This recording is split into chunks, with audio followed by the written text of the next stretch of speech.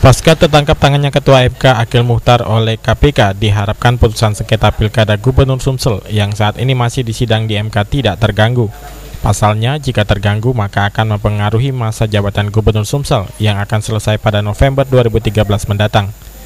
Hal ini disampaikan pengamat politik Joko Siswanto. Dirinya merasa prihatin terhadap penangkapan Ketua Mahkamah Konstitusi Akil Muchtar. Ia menilai perbuatan Akil sangat melukai dan mengecewakan rakyat. Mengingat dalam sejarah ketatanegaraan Indonesia, belum pernah ada ketua lembaga negara yang tertangkap tangan dalam tindakan kriminal.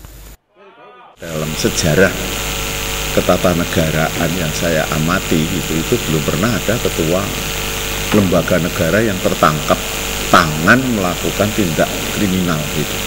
Dan ini sungguh sangat mengecewakan dan sangat menyakitkan.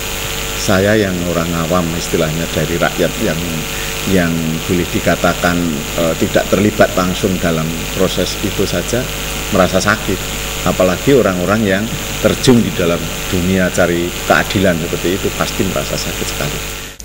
Menurutnya, lembaga Mahkamah Konstitusi harus segera diselamatkan sehingga oknum Ketua MK yang tertangkap tangan dalam pembuatan suap oleh KPK tersebut harus dipecat.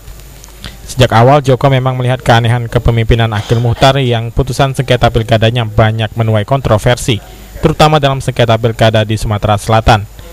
Ia berharap sengketa Pilgub Sumsel yang saat ini masih disidang di MK dapat selesai tepat waktu sebelum masa jabatan Gubernur Sumsel November 2013 usai. Tidak ada akan terganggu. Ya, harus diselesaikan itu. Jangan sampai terganggu. Kalau terganggu kan dari sisi kelembagaan kan tidak berfungsi. Ini hanya oknum personal yang seperti itu tertangkap tangan harus segera diberhentikan supaya tidak terganggu. Artinya ada hakim baru nanti mengajukan hakim untuk menangani kasus.